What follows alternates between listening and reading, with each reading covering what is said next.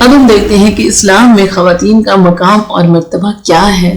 اسلام ایک عظیم مذہب ہے جو حقوق العباد کو ادا کرنے کی تلقین کرتا ہے، اور اس مذہب میں عورت کو ایک اعلیٰ مقام حاصل ہے۔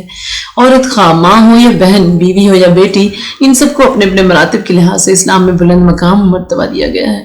اسلام میں عورت مذہبی، سماجی اور قومی ذمہ داریوں میں مرد کے برابر تصور کی گئی ہے۔ اسلام میں کسی بھی عورت کو اس کا سرپرست کسی جگہ شادی کرنے پر مجبور نہیں کر سکتا، ہاں مشورہ دے سکتا ہے، لیکن شادی صرف اور صرف عورت کی رضامندی سے ہی ہوگی۔ عورت شادی کے بعد اپنے خاندانی نام کو باقی رکھ سکتی ہے۔ مذہب اسلام میں ہر عورت کو اپنے مال و دولت میں کلی اختیار حاصل ہے کہ وہ جب چاہے خرچ کر سکتی ہے۔ مسلمہ عورت کے خاوند پر اس کا خرچ اور اس کے بچوں کو خرچ دینا لازمی ہے، جبکہ دیگر مذاہب میں ایسا نہیں ہے، اور نہ ہی عورت کو یہ اختیار ہے کہ اپنے ہی مال کی مالک بن سکے، اور اس کے مال دولت کا مالک والد، بھائی اور خاوند اور اس کے بعد بیٹے ہیں۔ مذہب اسلام میں وراثت کے معاملے میں عورت بیٹی کی حیثیت سے اپنے بھائی سے کم حصے کی حقدار ہے، لیکن بھائی کے 2 حصے اور بہن کا 1 حصہ ہے، اور لڑکی جہاں بیائی جائے گی تو اس کا خاوند 2 حصے لائے گا، یوں 3 حصے ہو جائیں گے۔ اس طرح اس کا بھائی جہاں شادی کرے گا تو اس کی بیوی بھی 1 حصہ لائے گی، اور یوں اس کے بھی 3 حصے ہو جائیں گے۔ لیکن دوسری صورتوں میں عورت خاندان کے مردوں کے برابر یا ان سے بھی زیادہ حصے کی حقدار بنتی ہے، جس طرح بچوں سے محبت اور وفاداری کے پیش نظر ماں کی حیثیت سے بیوی کو اپنے خاوند پر فوقیت حاصل ہے۔ مساوی حقوق، قرآن کریم میں میاں بیوی کے حقوق مساوی قرار دیے گئے ہیں۔ اسلام ہی دنیا کا وہ پہلا مذہب ہے کہ جس میں بتایا گیا ہے کہ وَلَهُنَّ مِثْلُ الَّذِي عَلَيْهِنَّ بِالْمَعْرُوفِ، اور عورتوں کے حقوق مردوں پر وہی ہیں جو مردوں کے حقوق عورتوں پر ہیں۔ قرآن مجید میں واضح ارشاد ہے کہ مرد و عورت کی تخلیق اللہ تعالیٰ نے ایک جیسی کی ہے، دونوں کی قدر و قیمت کا اندازہ لگانے کے لیے ایک ہی پیمانہ ہے، جس کا تعلق کسی نسل یا جنس سے نہیں بلکہ تقویٰ سے ہے۔ فرمایا یا ایھا الناس انا خلقناکم من ذکر وانثی وجعلناکم شعوبا وقبائل لتعارفوا ان اکرمکم عند اللہ اتقاکم۔ اے لوگو، بے شک ہم نے تم کو مرد و عورت سے پیدا کیا، اور ہم نے تم کو مختلف گروہوں، قبیلوں اور قوموں میں بانٹ دیا تاکہ تم ایک دوسرے کو پہچان سکو۔ بے شک تم میں سب سے زیادہ عزت والا اللہ کے ہاں وہ ہے جو تم میں سب سے زیادہ متقی اور پرہیزگار ہے۔ اسی طرح سورۃ توبہ میں بھی بتایا گیا ہے کہ اللہ تعالیٰ کے احکام کی نشر و اشاعت میں بھی مرد اور عورت برابر ہیں۔ والمؤمنون والمؤمنات بعضهم اولیاء بعض یامرون بالمعروف وینہون عن المنکر وَيُقِيمُونَ الصَّلَاةَ وَيُؤْتُونَ الزَّكَاةَ وَيُطِيعُونَ اللَّهَ وَرَسُولَهُ أُولَٰئِكَ سَيَرْحَمُهُمُ اللَّهُ إِنَّ اللَّهَ عَزِيزٌ حَكِيمٌ۔ اور مومن مرد اور مومن عورتیں ایک دوسرے کے دوست مددگار ہیں، وہ نیکی کا حکم دیتے ہیں اور برائی سے منع کرتے ہیں، اور وہ نماز پڑھتے ہیں اور زکوٰۃ دیتے ہیں، اور اللہ اور اس کے رسول کی اطاعت کرتے ہیں۔ یہ وہ لوگ ہیں جن پر اللہ تعالیٰ عنقریب قریب رحمت فرمائے گا، بے شک اللہ تعالیٰ غالب اور حکمت والا ہے۔ جزا و سزا میں برابری، قرآن کریم میں یہ بتایا جا رہا ہے کہ جزا و سزا میں بھی عورت اور مرد کے ساتھ ایک جیسا سلوک کیا جائے گا۔ یہ نہیں ہوگا کہ کسی نیکی کا بدلہ مرد کو زیادہ اور عورت کو کم ملے، اسی طرح برائی کی سزا عورت کو زیادہ اور مرد کو کم ملے، بلکہ دونوں کے ساتھ یکساں سلوک ہوگا۔ فرمایا وَمَن يَعْمَلْ مِنَ الصَّالِحَاتِ مِن ذَكَرٍ وَأُنثىٰ وَهُوَ مُؤْمِنٌ فَأُولَٰئِكَ يَدْخُلُونَ الْجَنَّةَ وَلَا يُظْلَمُونَ نَقِيرًا۔ جو کوئی نیک کام کرے گا، وہ مرد ہو یا عورت، اس حال میں کہ وہ مومن ہو، تو وہ جنت میں داخل ہوں گے اور ان پر ذرا برابر بھی زیادتی نہ ہوگی۔ ایک اور جگہ فرمایا فَاسْتَجَابَ لَهُمْ رَبُّهُمْ إِنِّي لَا أُضِيعُ عَمَلَ عَامِلٍ مِّنكُم مِّن ذَكَرٍ أَوْ أُنثىٰ بَعْضُكُم مِّن بَعْضٍ۔ بس ان کے رب نے ان کی دعا قبول فرما لی، بے شک میں کسی عمل کرنے والے کا عمل ضائع نہیں کرتا، وہ مرد ہو یا عورت، تم سب ایک دوسرے سے ہو۔ ان آیات سے معلوم ہوتا ہے کہ اللہ تعالیٰ نے مرد و عورت کی تخلیق ایک جیسی کی ہے، اور دونوں کا تعلق ایک ہی نسل یعنی آدم و حوا سے ہے۔ اسی طرح دعوت و تبلیغ کے معاملے میں انہیں یکساں بتایا گیا ہے کہ ان دونوں کے لیے برابر ہے کہ لوگوں کو نیکی کا حکم دیں اور برائی سے منع کریں۔ اسی طرح جزا و سزا میں بھی انہی کے ساتھ یکساں سلوک ہوگا، اور بتایا گیا ہے کہ مرد و عورت میں سے جو بھی عمل صالح کرے اللہ تعالیٰ اسے جنت میں داخل فرمائے گا۔ تو ان آیات سے واضح ہے کہ مرد و عورت کو اسلام میں برابر کے حقوق حاصل ہیں۔ قرآن کریم میں دیگر مقامات پر مرد و عورت کے مساوی حقوق کو بیان کرتے ہوئے فرمایا وَلَهُنَّ مِثْلُ الَّذِي عَلَيْهِنَّ بِالْمَعْرُوفِ وَلِلرِّجَالِ عَلَيْهِنَّ دَرَجَةٌ وَاللَّهُ عَزِيزٌ حَكِيمٌ۔ اور ان عورتوں کے حقوق مردوں پر وہی ہیں جو مردوں کے حقوق عورتوں پر ہیں، اور مردوں کو ان عورتوں پر ایک درجہ حاصل ہے، اور اللہ غالب اور حکمت والا ہے۔ اسی طرح دوسری جگہ فرمایا وَعَاشِرُوهُنَّ بِالْمَعْرُوفِ فَإِنْ كَرِهْتُمُوهُنَّ فَعَسَىٰ أَن تَكْرَهُوا شَيْئًا وَيَجْعَلَ اللَّهُ فِيهِ خَيْرًا كَثِيرًا۔ اور ان عورتوں کے ساتھ اچھی طرح گزر کرو، بس اگر وہ تمہیں پسند نہ ہو تو ہو سکتا ہے کہ ایک چیز جو تم کو ناپسند ہو مگر اللہ نے اس میں تمہارے لیے بڑی بھلائی رکھ دی ہو۔ ایک اور جگہ فرمایا مَنْ عَمِلَ صَالِحًا مِّن ذَكَرٍ ذكر أو أنثى وهو مؤمن فلنحيينه حياة طيبة ولنجزينهم أجرهم بأحسن ما كانوا يعملون. جو کوئی بھی خواہ وہ مرد ہو یا عورت عمل صالح کریں گے اس حال میں کہ وہ مومن ہو تو ہم اسے ضرور ایک پاکیزہ زندگی دیں گے اور ہم انہیں ان کے اچھے عمل کی وجہ سے ضرور اچھا بدلہ دیں گے. احادیث مبارکہ کی روشنی میں عورت کا مقام کیا ہے؟ احادیث نبوی میں بھی عورت کے حقوق کو مساوی بیان کیا گیا ہے. حضرت عائشہ سے روایت ہے کہ رسول اللہ صلی اللہ علیہ وسلم نے فرمایا اگر عورت اپنے شوہر کے گھر یعنی مال سے خرچ کرے گی اور اس کی نیت میں کوئی فساد نہ ہوگا تو اس کو بھی ثواب ملے گا خرچ کرنے کا اور اس کو ثواب ملے گا کمانے کا، اور جس کی تحویل میں ہے اس کو بھی ثواب ملے گا اور کسی کا ثواب کم نہیں ہوگا. اسی طرح ایک اور حدیث ہے کہ حضرت اسماء بنت ابی بکر سے روایت ہے کہ انہوں نے عرض کیا کہ یا رسول اللہ میرے پاس تو کچھ بھی نہیں ہے سوائے اس کے جو میرے شوہر زبیر گھر میں لاتے ہیں، کیا میں اس میں سے دے دوں؟ آپ نے فرمایا دے اور مت چھوڑ ورنہ تیرا رزق بھی چھوڑا جائے گا. حدیث پاک میں ہے کہ جہاد میں بھی عورتیں مردوں کے ساتھ شریک رہتی ہیں. حضرت ربیع بن معوذ رضی اللہ عنہ نے بیان کیا ہے کہ ہم نبی کریم صلی اللہ علیہ وسلم کے ساتھ غزوے میں شریک ہوتے تھے، مسلمانوں کو پانی پلاتے، ان کی خدمت کرتے اور زخمی اور شہیدوں کو مدینہ منتقل کرتے تھے. اسی طرح بخاری شریف میں ہے کہ آپ نے عورتوں کا خیال کرتے ہوئے ان کو دین کے احکام بتانے اور واضح نصیحت کرنے کے لیے ایک خاص دن مقرر کیا تھا. یہ حدیث حضرت ابو سعید خدری رضی اللہ عنہ سے مروی ہے کہ عورتوں نے آپ سے عرض کی کہ آپ ہمارے لیے بھی کوئی دن مقرر فرما دیں، تو آپ نے ان سے ایک دن کا وعدہ کر لیا. اس دن عورتوں سے آپ ملتے اور انہیں واضح نصیحت فرماتے اور ان کو مناسب احکام دیتے. عورت کو فیصلے کا اختیار، اسلام سے قبل عورت کو اپنی ذات کے لیے بھی کوئی فیصلہ کرنے کا اختیار نہیں تھا، لیکن اسلام نے عورت کو یہ اختیار دیا جیسے کہ صحیح بخاری میں ہے کہ اگرچہ والد نے بھی اپنی بالغ بیٹی کا نکاح اس کی اجازت کے بغیر کر دیا تو وہ نکاح جائز نہیں ہوگا. حضرت خنسہ بنت خزام الانصاری سے روایت ہے کہ ان کے والد نے ان کا نکاح کر دیا تھا، وہ بالغہ تھی، انہیں یہ نکاح منظور نہیں تھا، اس لیے رسول کریم صلی اللہ علیہ وسلم کی خدمت میں حاضر ہوئی تو آپ نے اس نکاح کو باطل قرار دے دیا. عورتوں کے ساتھ بھلائی کا حکم، عورتوں کے ساتھ بھلائی اور نیکی کرنے کی وصیت کرتے ہوئے آپ نے فرمایا، حضرت ابو ہریرہ سے روایت ہے کہ نبی کریم صلی اللہ علیہ وسلم نے فرمایا جو شخص اللہ اور قیامت کے دن پر ایمان رکھتا ہو تو وہ پڑوسی کو تکلیف نہ دے، اور میں تمہیں عورتوں کے بارے میں بھلائی کی وصیت کرتا ہوں. بہترین انسان، ایک حدیث میں نبی کریم صلی اللہ علیہ وسلم نے بہترین انسان ان لوگوں کو قرار دیا ہے جو عورتوں کے حق میں اچھے ہیں. حضرت ابو ہریرہ سے روایت ہے کہ آپ نے فرمایا سب سے کامل مومن وہ ہے جس کا اخلاق سب سے اچھا ہے، اور تم میں بہترین انسان وہ ہے جو عورتوں کے حق میں اچھا ہے. عورت دنیا کا بہترین سامان ہے. نبی کریم صلی اللہ علیہ وسلم نے صالحہ اور نیک عورت کو دنیا کا بہترین سامان قرار دیا ہے. حضرت عبداللہ بن عمر بن عاص رضی اللہ عنہ سے روایت ہے کہ نبی کریم صلی اللہ علیہ وسلم نے فرمایا دنیا سامان ہے اور اس کا بہترین سامان نیک عورت ہے. ان سب احادیث سے معلوم ہوتا ہے کہ اسلام میں عورت کو بڑی عزت و تکریم حاصل ہے. عورتوں کے ساتھ حسن سلوک کی بار بار تاکید کی گئی ہے. عورت کو یہ بھی اختیار دیا گیا ہے کہ وہ اپنے شوہر کے مال میں سے خرچ کر سکتی ہے. اسی طرح آپ سے جب حضرت اسماء نے عرض کی کہ میرے پاس جو کچھ مال ہے وہ میرے شوہر کا ہے تو کیا میں اس کی اجازت کے بغیر اللہ کی راہ میں کچھ مال دے دوں، تو آپ نے اس کی اجازت دے دی. مسلمان خواتین غزوات میں بھی شریک ہوتی، زخمیوں کی مرہم پٹی کرتی، مجاہدین کو پانی پلاتی اور غزوہ احد کے موقع پر زخمیوں کو مدینہ منورہ میں منتقل کرتی تھی. نبی کریم عورتوں کا کتنا ہی خیال فرماتے تھے. جب انہوں نے آپ سے عرض کی کہ ہمیں بھی دین کی باتیں سمجھایا کریں تو آپ نے ان کے لیے ایک دن مختص کر دیا اور اس دن آپ عورتوں کو واضح و نصیحت فرماتے تھے.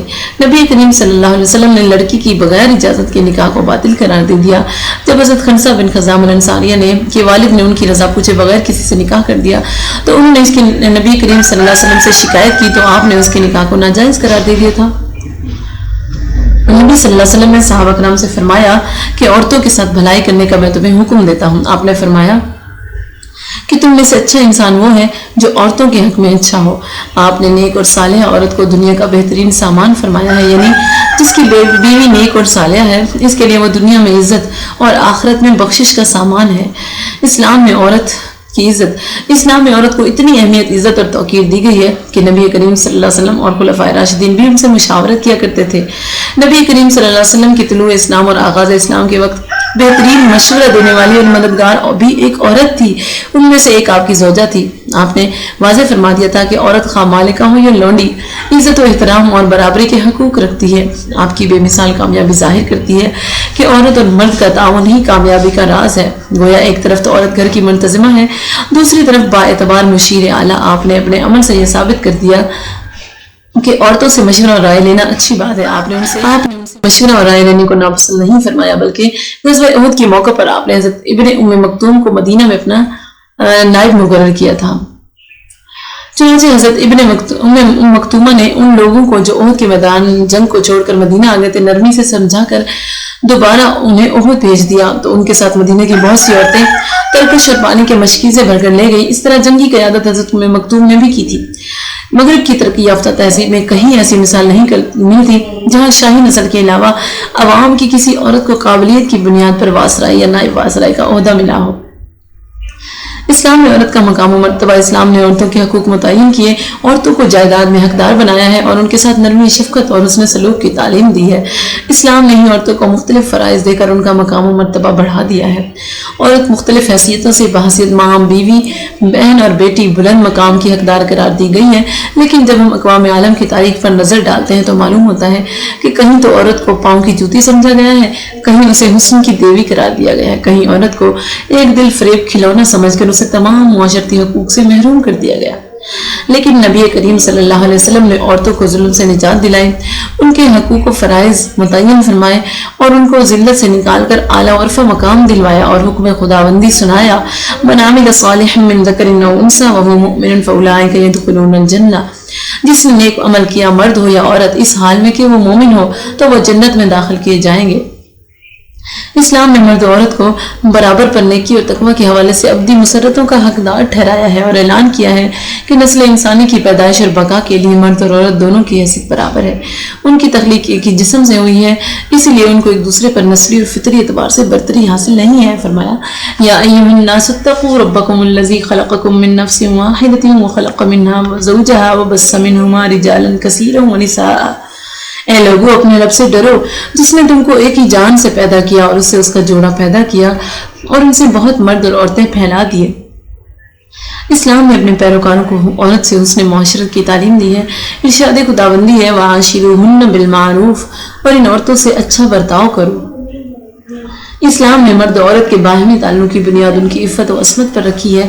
اسلام نے عورت کو حقوق مثلاً وراثت، مہر، نان و نفقہ عطا کیے ہیں، عورت کو خلا کی اجازت دی ہے اور مرد کو طلاق کا حق دیا ہے۔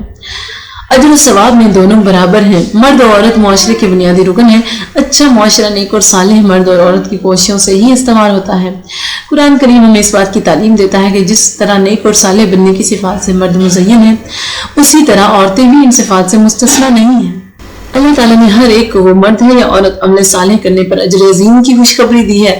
من عمل صالحا من ذکر او انثی وهو مؤمن فلنحیینہ حیاۃ طیبہ ولنجزینہم اجرہم باحسن ما کانوا یعملون، جو شخص عمل صالح کرے گا چاہے مرد ہو یا عورت اور وہ صاحب ایمان ہو تو ہم اس شخص کو دنیا میں اچھی زندگی دیں گے اور ان کو ضرور بدلہ دیں گے ان کے اچھے کاموں کا جو وہ عمل کرتے ہیں۔ ایک اور مقام پر فرمایا کہ مرد و عورت اجر و ثواب میں برابر ہیں۔ ان المسلمین والمسلمات والمؤمنین والمؤمنات والقانتین والقانتات والصادقین والصادقات والصابرین والصابرات والخاشعین والخاشعات والمتصدقین والمتصدقات والصائمین والصائمات والحافظین فروجهم والحافظات والذاکرین اللہ کثیرا والذاکرات اعد اللہ لهم مغفرۃ واجرا عظیما۔ بے شک فرما بردار مرد اور فرما بردار عورتیں اور مومن مرد اور مومن عورتیں، سر تسلیم خم کرنے والے مرد اور عورتیں، سچے مرد اور عورتیں، صبر کرنے والے مرد اور صبر کرنے والی عورتیں، اور عاجزی کرنے والے مرد اور عاجزی کرنے والی عورتیں، اور خیرات کرنے والے مرد اور خیرات کرنے والی عورتیں، اور روزے رکھنے والے مرد اور روزے رکھنے والی عورتیں، اور اپنی شرمگاہوں کی حفاظت کرنے والے مرد اور شرمگاہوں کی حفاظت کرنے والی عورتیں، اور اللہ کو بہت یاد کرنے والے مرد اور بہت یاد کرنے والی عورتیں۔ اللہ نے ان کے لیے بخشش اور بڑا اجر تیار کر رکھا ہے۔ اس آیت کا شان نزول یہ ہے کہ حضرت اسماء بنت امیس جب اپنے شوہر جعفر بن ابی طالب کے ساتھ حبشہ واپس آئی تو ازواج نبی کریم سے مل کر انہوں نے دریافت کیا کیا عورتوں کے بارے میں بھی کوئی آیت نازل ہوئی ہے؟ تو انہوں نے فرمایا نہیں۔ تو اسماء نے نبی کریم سے عرض کیا کہ عورتیں تو بڑے نقصان میں ہیں۔ فرمایا کیوں؟ عرض کیا کہ ان کا ذکر خیر کے ساتھ ہوتا ہی نہیں جیسا کہ مردوں کا ہوتا ہے۔ اس پر یہ آیت کریمہ نازل ہوئی اور ان کے 10 مراتب مردوں کے ساتھ ذکر کیے گئے اور ان کے ساتھ ان کی تعریف فرمائی گئی، اور مراتب میں یہ پہلا مرتبہ اسلام ہے جو خدا اور رسول کی فرما برداری ہے، دوسرا ایمان کے وہ اعتقاد صحیح اور ظاہر و باطن کا موافق ہونا ہے، تیسرا مرتبہ قنوت یعنی اطاعت ہے، چوتھا مرتبہ صدق نیات اور صدق اقوال و افعال ہے، اس کے بعد پانچواں مرتبہ صبر کا بیان ہے کہ طاعتوں کی پابندی کرنا اور ممنوعات سے احتراز رکھنا ہے، خواہ کتنا ہی شاک اور گراں ہو رضا الہی کے لیے اختیار کیا جائے۔ اس کے بعد چھٹا مرتبہ خشوع کا ہے جو طاعتوں اور عبادتوں میں قلوب اور جوارح کے ساتھ متوازی ہوتا ہے۔ اس کے بعد ساتواں مرتبہ صدقہ کا ہے جو اللہ تعالیٰ کے عطا کیے ہوئے مال میں سے اس کی راہ میں بطریق فضل و نفل دینا ہے۔ پھر آٹھواں مرتبہ صوم کا ہے، یہ بھی فرض و نفل دونوں کو شامل ہے۔ منقول ہے کہ جس نے ہر ہفتے میں ایک درہم صدقہ کیا وہ متصدقین میں، اور جس نے ہر مہینہ ایام بیض کے 3 روزے رکھے وہ صائمین میں شمار کیا جاتا ہے۔ اس کے بعد 9ویں مرتبہ عفت کا بیان ہے اور یہ کہ اپنی پارسائی کو محفوظ رکھے، جو حلال نہیں ہے اس سے بچے۔ سب سے آخر میں 10ویں مرتبہ کثرت ذکر کا بیان ہے، ذکر میں تسبیح، تحمید، تحلیل، تکبیر، قرات قرآن، علم دین کا پڑھنا، نماز اور وعظ و نصیحت کرنے والا بندہ ذاکرین میں شمار ہوتا ہے، جبکہ وہ کھڑے بیٹھے اور لیٹے ہر حال میں اللہ کا ذکر کرے۔ ان آیت سے اور ان کی وضاحت سے معلوم ہوا کہ عورت مرد ہو یا عورت، کسی کی نیکی اللہ کے پاس ضائع نہیں ہوتی بلکہ اجر و ثواب میں دونوں برابر کے شریک ہیں، اور جس طرح مردوں کو روحانی اور اخلاقی ترقی کے ذرائع حاصل ہیں اسی طرح عورتوں کو بھی حاصل ہے۔ فرمایا انی لا اضیع عمل عامل منکم من ذکر و انثی، میں کسی عمل کرنے والے کے عمل کو ضائع نہیں کرتا، خواہ وہ مرد ہو یا عورت۔ اسلام میں عورت کو تکریم دی گئی ہے اور اسے مرد کے لیے لباس قرار دیا گیا ہے، جیسا کہ فرمایا ہن لباس لکم وانتم لباس لہن، وہ تمہارے لباس ہیں اور تم ان کے لباس۔ اسلام نے عورت کو عزت و احترام سے نوازا ہے، اسے گھر کی زینت قرار دیا ہے، گھر سے باہر کسی ضروری کاموں کاج کے لیے عورت کو جانے سے منع نہیں کیا بلکہ اسے پردے کا حکم دے کر عزت و احترام عطا کر کے عورت کا مقام بلند کر دیا ہے تاکہ معاشرہ پرامن رہے اور شیطانی نظریں عورت کو پریشان اور گمراہی میں مبتلا نہ کرے۔ اللہ تعالیٰ نے عورتوں کو شرم و حیا کا پیکر بن کر گھر سے باہر نکلنے کا حکم دیتے ہوئے فرمایا وَقُلْ لِلْمُؤْمِنَاتِ يَغْضُضْنَ مِنْ أَبْصَارِهِنَّ وَيَحْفَظْنَ فُرُوجَهُنَّ وَلَا يُبْدِينَ زِينَتَهُنَّ إِلَّا مَنْ ظَهَرَ مِنْهَا وَلْيَضْرِبْنَ بِخُمُرِهِنَّ عَلَى جُيُوبِهِنَّ ولا يبدين زينتهن إلا لبعولتهن أو آبائهن أو آباء بعولتهن أو أبنائهن أو أبناء بعولتهن أو إخوانهن أو بني إخوانهن أو نسائهن أو ما ملكت أيمانهن أو التابعين غير أولي الإربة من الرجال أو الطفل الذين لم يظهروا على عورات النساء ولا يضربن بأرجلهن ليعلم ما يخفين من زينتهن وتوبوا إلى الله جميعا أيها المؤمنون لعلكم تفلحون۔ اور مسلمان عورتوں کو حکم دو کہ اپنی نگاہیں نیچی رکھیں اور اپنی پارسائی کی حفاظت کریں اور اپنا بناؤ نہ دکھائیں مگر جتنا خود ہی ظاہر ہے، اور دوپٹے اپنے گریبانوں پر ڈالے رہیں اور اپنا سنگھار ظاہر نہ کریں مگر اپنے شوہروں پر یا اپنے باپ یا شوہروں کے باپ یا اپنے بیٹے یا شوہروں کے بیٹے، اگر اپنے شوہروں پر یا اپنے باپ یا شوہروں کے باپ یا اپنے بیٹے یا شوہروں کے بیٹے یا اپنے بھائی یا اپنے بھتیجے یا اپنے بھانجے یا اپنے دین کی عورتیں یا کنیزیں جو ان کے ہاتھ کے ملک ہوں یا نوکر بشرطے کہ شہوت والے مرد نہ ہوں، یا وہ بچے جنہیں عورتوں کی شرم کی چیزوں کی خبر نہیں ہو، اور زمین پر پاؤں زور سے نہ رکھیں کہ جانا جائے کہ ان کا چھپا ہوا سنگار، اور اللہ کی طرف توبہ کروائے۔ مسلمانوں سب کے سب امید ہے کہ تم فلاح پاؤ۔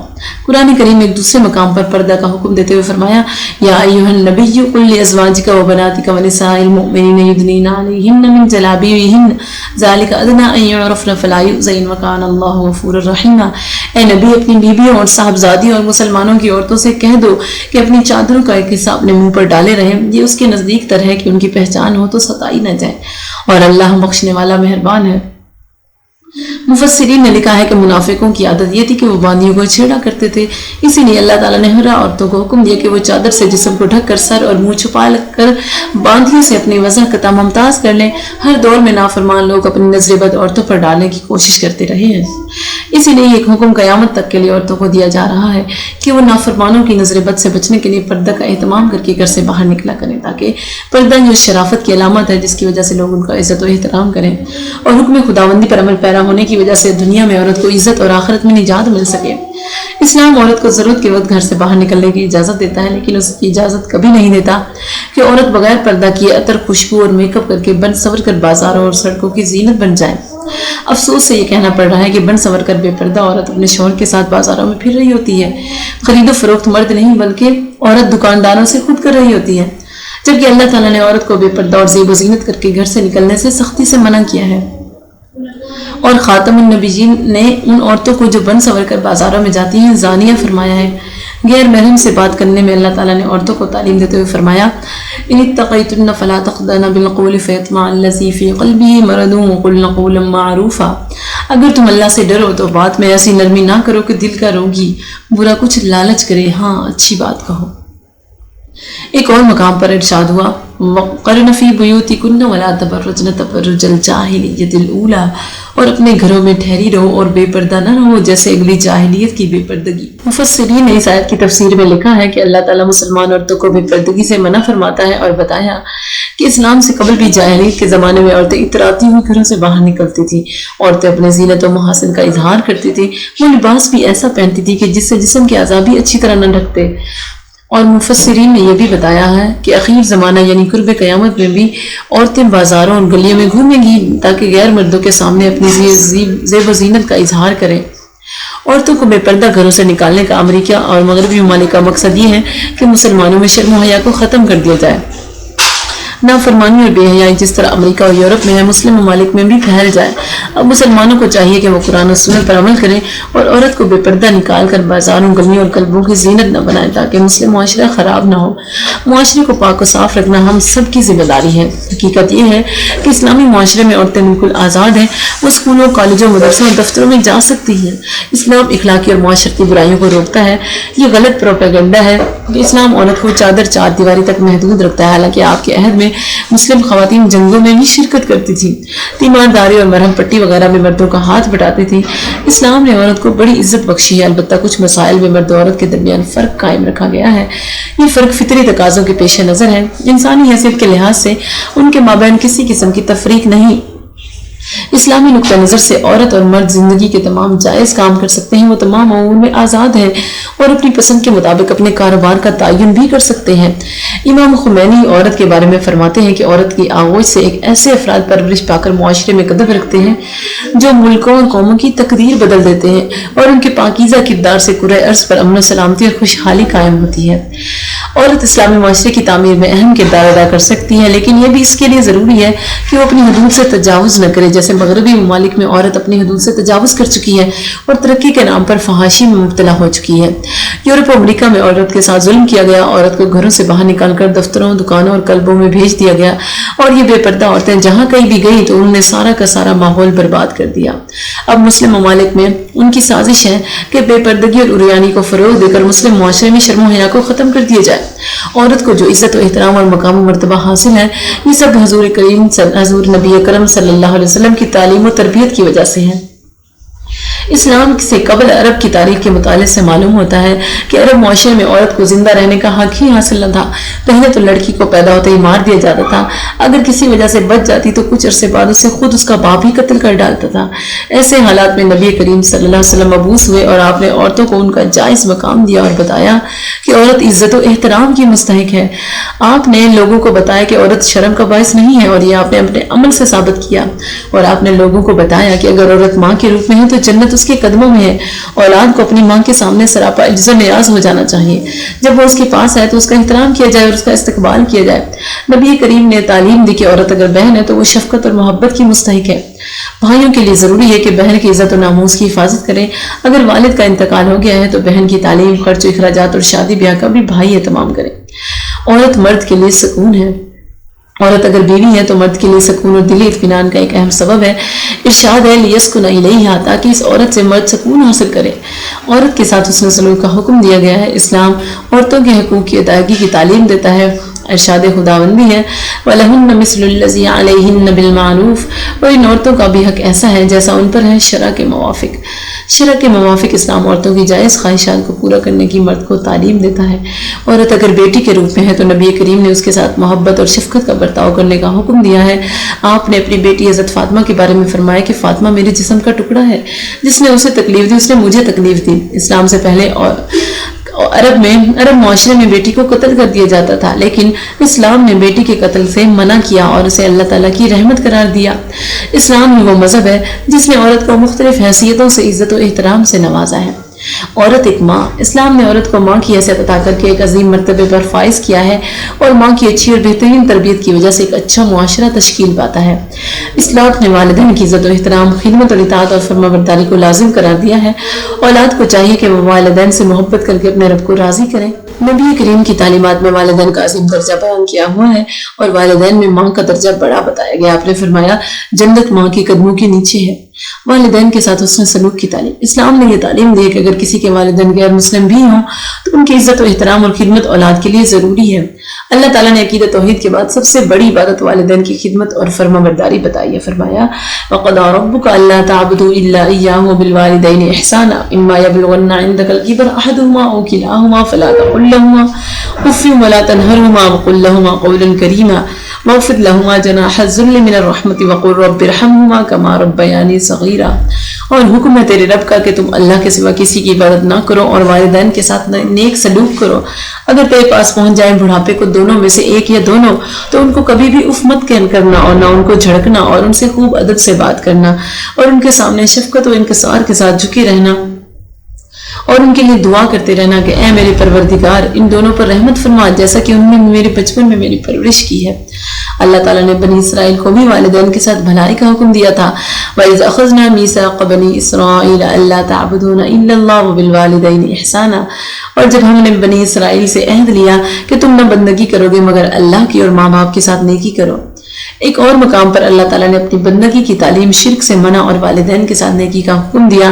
وَاعْبُدُوا اللَّهَ وَلَا تُشْرِكُوا بِهِ شَيْئًا وَبِالْوَالِدَيْنِ إِحْسَانًا، اور اللہ کی بندگی کرو، اس کے ساتھ کسی کو شریک نہ ٹھہراؤ اور ماں باپ کے ساتھ بھلائی کرو۔ ایک اور مقام پر فرمایا انشکر لی وَلِوَالِدَيْکَ، میرا اور اپنے والدین کا شکر ادا کرو۔ مخلوق پر خالق کے بے شمار احسانات اور انعامات ہیں، اس کے لیے ہر بندے پر لازم ہے کہ وہ اپنے رب کے انعامات کا شکر ادا کیا کرے۔ والدین اللہ تعالیٰ کا انعام ہے کہ جن کی وجہ سے ہم دنیا میں آئے، اگر والدین نہ ہوتے تو ہمیں وجود نہ ملتا، تو ہمارے لیے یہ بھی ضروری ہے کہ ہم اپنے والدین کا شکریہ ادا کریں۔ اس کا بہترین طریقہ یہ ہے کہ والدین سے محبت کریں، ان کی اطاعت و فرمانبرداری کریں، بیمار ہیں تو تیمارداری کریں، بوڑھے ہیں تو ان کی خدمت کریں، غریب ہیں تو ان کی مالی امداد کریں، غرض یہ کہ ہر ممکن کوشش ان کے ساتھ بھلائی کریں اور انہیں خوش رکھنے کی کوشش کریں، اس لیے کہ سب سے زیادہ بھلائی کے مستحق والدین ہیں۔ آپ سے ایک صحابی نے عرض کی کہ سب سے زیادہ نیکی اور بھلائی کا مستحق کون ہے؟ آپ نے فرمایا کہ حضرت ابو ہریرہ سے روایت ہے کہ ایک صاحب رسول کریم صلی اللہ علیہ وسلم کی خدمت میں حاضر ہوئے، عرض کی کہ یا رسول اللہ میرے اچھے معاملے کا سب سے زیادہ حقدار کون ہے؟ فرمایا کہ تمہاری ماں۔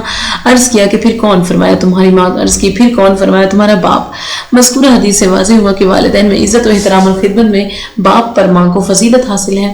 نبی کریم نے والدین کے ساتھ نیکی اور بھلائی کی تعلیم دیتے ہوئے فرمایا، حضرت ابو ہریرہ فرماتے ہیں کہ رسول اللہ صلی اللہ علیہ وسلم نے فرمایا لڑکا اپنے والدین کے احسان کا بدلہ پورا نہیں کر سکتا سوائے اس کے کہ وہ اپنے باپ کو کسی کا غلام پائے اور اسے خرید کر آزاد کر دے۔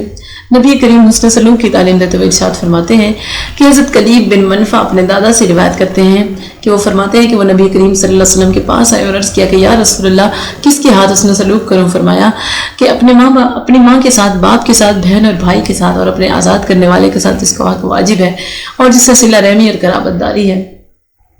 مذکورہ حدیث سے یہ معلوم ہوا کہ والدین کے ساتھ نیکی، حسن سلوک، خدمت، اطاعت اور فرمانبرداری ضروری ہے اور والدین میں بھی ماں زیادہ حسن سلوک کی مستحق ہے۔ اس لیے آپ سے جب ایک صحابی نے دریافت کیا کہ اے اللہ کے نبی میں کس کے ساتھ حسن سلوک کروں، تو آپ نے سب سے پہلے والدہ کے ساتھ حسن سلوک کی تعلیم دی اور پھر والد کے ساتھ۔ اسی طرح اس حدیث میں بہن کو بھائی پر حسن سلوک کرنے میں آپ نے مقدم رکھا ہے۔ والدین کے متعلق صلہ رحمی کی تعلیم، اگر والدین انتقال کر گئے ہیں تو آپ نے فرمایا کہ ان کے متعلقین اور احباب سے صلہ رحمی کی جائے۔ آپ نے فرمایا، حضرت عبداللہ بن عمر فرماتے ہیں کہ رسول اللہ صلی اللہ علیہ وسلم نے فرمایا بے شک بہترین نیکی یہ ہے کہ والد کے انتقال کے بعد ان سے محبت کرنے والے متعلقین و احباب سے صلہ رحمی کرے۔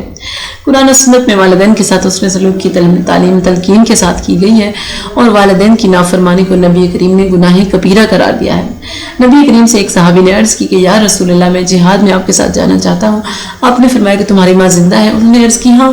آپ نے فرمایا اپنی والدہ کی خدمت میں رہو، جنت اس کے قدموں میں ہے۔ آپ نے فرمایا کہ اللہ تعالیٰ انسان کے گناہوں کو معاف فرما دیتا ہے لیکن والدین کی نافرمانی کرنے والوں کو معاف نہیں فرماتا اور انہیں دنیا میں ہی اس کی سزا دے دیتا ہے۔ حضرت علقمہ کے انتقال کے وقت ان کی زبان پر دوسروں کی تلقین کے باوجود بھی کلمہ شہادت جاری نہ ہوا تو نبی کریم سے عرض کی گئی، آپ تشریف لائے، پوچھا کہ علقمہ کے والدین زندہ ہیں؟ عرض کی گئی کہ علقمہ کی والدہ زندہ ہیں اور وہ علقمہ سے ناراض ہیں، آپ نے انہیں پیغام بھجوایا کہ آپ میرے پاس آئیں گی یا میں تمہارے پاس آ جاؤں۔ حضرت علقمہ کی والدہ خود آپ کی خدمت میں حاضر ہوئی۔ آپ نے علقمہ کے بارے میں ان کی والدہ سے پوچھا تو انہوں نے عرض کی کہ اللہ کے رسول، علقمہ میرا صالح بیٹا ہے لیکن وہ بیوی کی بات مانتا ہے اور میری بات پر بیوی کی بات کو ترجیح دیتا ہے، اس طرح سے میری نافرمانی کرتا ہے۔ تو نبی کریم صلی اللہ علیہ وسلم نے ان سے فرمایا کہ اگر آپ ان کی اس خطا کو معاف کر دیں تو علقمہ کے لیے بہتر ہے۔ انہوں نے جواب دیا کہ اللہ کے رسول، میں بہت دکھی ہوں، علقمہ کو معاف کرنے کو میرا دل نہیں چاہتا۔ نبی کریم نے حضرت بلال کو بلوایا اور حکم دیا کہ لکڑیاں جمع کرو اور علقمہ کو آگ لگا دو اور جلا دو۔ اب علقمہ کی والدہ یہ سن کر گھبرا گئی اور عرض کرنے لگی کہ یا رسول اللہ، کیا میرے بچے کو آگ لگا کر جلا دیا جائے گا؟ آپ نے فرمایا ہاں، اللہ تعالیٰ کے عذاب کے مقابلے میں یہ عذاب ہلکا ہے۔ اور آپ نے فرمایا اے ام علقمہ، اللہ کی قسم جب تک آپ علقمہ سے ناراض ہیں تو نہ ان کی کوئی نماز قبول ہوگی اور نہ کوئی صدقہ قبول ہوگا۔ حضرت علقمہ کی والدہ نے عرض کی کہ اے اللہ کے رسول، آپ اور سب لوگ گواہ ہو جائیں کہ میں نے علقمہ کو معاف کر دیا ہے۔ رسول کریم صلی اللہ علیہ وسلم نے صحابہ سے فرمایا کہ اب دیکھو کہ علقمہ کی زبان پر کلمہ شہادت جاری ہو گیا یا نہیں۔ صحابہ نے بتایا کہ آپ علقمہ کی کلمہ شہادت پڑھتے ہوئے انتقال کر گئے ہیں۔ نبی کریم کے حکم کے مطابق علقمہ کو غسل اور کفن دیا گیا۔ آپ نے ان کی نماز جنازہ پڑھائی اور دفنانے کے بعد صحابہ کرام سے فرمایا جس نے ماں کی نافرمانی کی اور ماں کو تکلیف پہنچائی تو اس پر اللہ، فرشتے اور سب لوگوں کی لعنت ہوتی ہے۔ ایسے شخص کی کوئی عبادت مثلا فرض، نفل اور توبہ کو اللہ تعالیٰ قبول نہیں فرماتا۔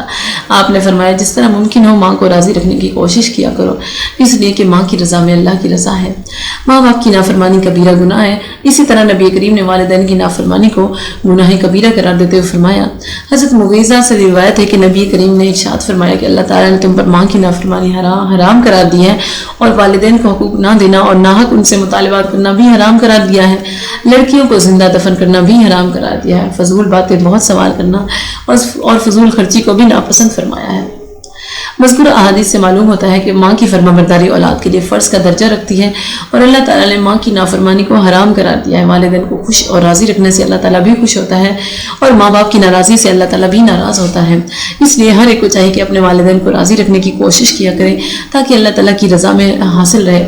اسلام نے والدین کو بڑا مرتبہ اور مقام عطا فرمایا ہے اور والدین میں بھی والدہ کا مرتبہ و مقام بلند فرمایا ہے۔ والدہ سے بھی بڑھ کر ماں کے ساتھ حسن سلوک اور بھلائی کرنے کا حکم دیا گیا ہے۔ اس سے واضح ہوا کہ اسلام نے عورت کو ماں کی حیثیت سے بڑی عزت اور تکریم عطا کی ہے۔ عورت ایک بیوی، اسلام سے قبل عورت پر ظلم و ستم کی انتہا تھی۔ اسلام نے عورت کو عزت سے نوازا اور اس کے حقوق بھی بتا دیے۔ کفار اپنی بیویوں کو پریشان اور تنگ کرنے کے لیے انہیں کہہ دیتے کہ میں نے تمہیں طلاق دی اور قطع تعلق کر لیا کرتے تھے، لیکن وہ عورت کو نہ چھوڑتے اور نہ اسے علیحدہ کرتے اور اس طرح عورت کی زندگی عذاب میں مبتلا کر دیتے۔ اس کے علاوہ وہ اپنی لڑکیوں کو پیدا ہوتے ہی مار ڈالتے تھے۔ اللہ تعالیٰ نے ان کے اس فعل سے منع فرمایا اور نبی کریم صلی اللہ علیہ وسلم کو حکم دیا کہ عورتوں سے بیعت لیتے وقت اس بات کا بھی وعدہ لیں کہ وہ اپنی اولاد کو قتل نہیں کریں گی، ولا یقتلن اولادہن، اور وہ اپنی اولاد کو قتل نہیں کریں گی۔ ان آیات سے واضح ہوا کہ اسلام نے عورت کے ساتھ ظلم و ستم کرنے سے منع کیا ہے اور ان کے ساتھ بھلائی کی تعلیم دی ہے۔ زہار کرنے سے طلاق نہیں ہوتی۔ کفار نے عورتوں کے ساتھ جو ظلم و ستم روا رکھا ہوا تھا اور معمولی بات پر زہار کر کے بیوی کو طلاق دیتے، ارشاد ہوا کہ زہار کرنے سے بیوی کو طلاق نہیں ہوتی۔ وَمَا جَعَلَ أَزْوَاجُكُمُ اللَّائِي تُظَاهِرُونَ مِنْهُنَّ أُمَّهَاتِكُمْ، اور تمہاری عورتوں کو جن سے تم زہار کرتے ہو ماں کے برابر کہہ دو، تمہاری ماں نہ بنایا۔ اس طرح ایک دوسری آیت میں اللہ تعالیٰ نے فرمایا کہ زہار سے بیوی ماں کی طرح نہیں ہو جاتی بلکہ بیوی بیوی ہے اور ماں ماں ہے۔ فرمایا وَالَّذِينَ يُظَاهِرُونَ مِنْكُم مِّن نِّسَائِهِم مَّا هُنَّ أُمَّهَاتِهِمْ إِنْ أُمَّهَاتُهُمْ إِلَّا اللَّائِي وَلَدْنَهُمْ وَإِنَّهُمْ لَيَقُولُونَ مُنكَرًا مِّنَ الْقَوْلِ وَزُورًا وَإِنَّ اللَّهَ لَعَفُوٌّ غَفُورٌ۔ وہ جو تمہیں اپنی بیویوں کو اپنی ماں کی جگہ کہہ بیٹھتے ہیں وہ ان کی مائیں نہیں ہیں، ان کی مائیں تو وہی ہیں جن سے وہ پیدا ہوئے ہیں، اور وہ بے شک بری اور نیری جھوٹ بات کہتے ہیں، اور بے شک اللہ ضرور معاف کرنے والا اور بخشنے والا ہے۔ زہار کا خاتمہ۔ جاہلیت کے عرب معاشرے میں اس رسم کو اسلام نے ختم کر دیا۔ اس بری رسم کی وجہ سے عورت ظلم و ستم کی زنجیر میں بندھی ہوئی تھی جسے اسلام نے توڑ ڈالا اور عورت کی عزت و حرمت کو قائم کر دیا۔ مرد کو عورت پر فضیلت عطا کر کے ان کی یہ ذمہ داری لگا دی کہ وہ اپنا مال عورتوں پر صرف کریں۔ مرد کو عورت پر فضیلت و برتری عطا کرتے ہوئے فرمایا للرجال علیہن درجہ، اور مردوں کو ان عورتوں پر فضیلت حاصل ہے۔ ایک اور مقام پر فرمایا الرجال قوامون علی النساء بما فضل اللہ بعضهم علی بعض وبما انفقوا من اموالهم، مرد افسر ہیں عورتوں پر اس لیے کہ اللہ نے ان کو ایک دوسرے پر فضیلت دی ہے اور اس لیے کہ مردوں نے ان پر اپنے مال خرچ کیے۔ اللہ تعالیٰ نے مرد کے ذمہ عورت کے اخراجات یعنی نان و نفقہ کی ذمہ داری لگا کر عورت پر فضیلت عطا کر دی ہے، لیکن ویسے حقوق مرد و عورت کے ایک دوسرے پر مساوی ہیں، جیسا کہ ارشاد خداوندی ہے وَلَهُنَّ مِثْلُ الَّذِي عَلَيْهِنَّ بِالْمَعْرُوفِ، اور ان عورتوں کا بھی حق ایسا ہے جیسا ان پر ہے شرع کے موافق۔ ان آیت سے معلوم ہوا کہ مرد و عورت کے ایک دوسرے پر حقوق ہیں، یعنی حقوق میں دونوں برابر ہیں، لیکن مرد کو اللہ تعالیٰ نے بعض باتوں میں عورتوں پر بلند درجہ دیا ہے، اور اللہ تعالیٰ نے مرد کو عورت کی دیکھ بھال، کھانا، کپڑا، رہائش اور حفاظت وغیرہ کا ذمہ دار ٹھہرایا ہے، اور مرد کو عورت کے ساتھ اس میں سلوک کی تاکید کی گئی۔ آپ نے فرمایا تم میں سے بہتر وہ ہے جس کا سلوک اپنی بیوی سے اچھا ہے، اور فرمایا کہ تم سب میں اپنی بیوی سے بہتر سلوک کرتا ہوں۔ عورت کی کفالت مرد کی ذمہ داری ہے۔ اسلام نے مرد کے لیے عورت کی کفالت لازمی قرار دی ہے اور عورت کو معاشی ذمہ داری کے بوجھ سے آزاد کر دیا ہے۔ عورت کو حق وراثت میں حقدار قرار دیا ہے اور حق مہر بھی دینے کا حکم دیا ہے۔ نبی کریم نے اہل و عیال پر خرچ کرنے کی تلقین کرتے ہوئے ارشاد فرمایا، حضرت ابو ہریرہ سے روایت ہے کہ رسول کریم صلی اللہ علیہ وسلم نے فرمایا، ایک دینار وہ ہے جسے تو نے اللہ کی راہ میں خرچ کیا، ایک دینار غلام آزاد کرنے میں خرچ کیا، ایک دینار مسکین کو صدقہ دیا اور ایک دینار اپنے اہل و عیال پر خرچ کیا۔ ان سب میں زیادہ ثواب والا وہ دینار ہے جسے تو نے اپنے اہل و عیال پر خرچ کیا۔ اس حدیث سے واضح ہوا کہ انسان جو مال و دولت خرچ کرتا ہے تو سب سے زیادہ خرچ کرنے کا ثواب اپنے اہل و عیال پر خرچ کرنے سے ملتا ہے۔ اس میں ہمیں یہ تعلیم ہے کہ ہم مال و دولت صرف کرتے وقت اپنے اہل و عیال کو ترجیح دیں اور ان پر اپنے اموال خرچ کیا کریں، اپنے بیوی اور بچوں کو اچھا کھانا، اچھے کپڑے، اچھی رہائش، اچھی تعلیم کے ساتھ ساتھ حسن سلوک سے پیش آئیں، اور یہ ان کا حق ہے۔ عام طور پر یہ دیکھا گیا کہ بعض لوگ اپنے گھر والوں یعنی بیوی اور بچوں سے حسن سلوک نہیں کرتے اور نہ ان پر مال و دولت صحیح طریقے سے خرچ کرتے ہیں اور نہ ان کی تعلیم و تربیت کی طرف توجہ دیتے ہیں۔ یہ لوگ اللہ کے ہاں مجرم ہیں اور اللہ تعالیٰ کے ہاں جواب دہ ہوں گے۔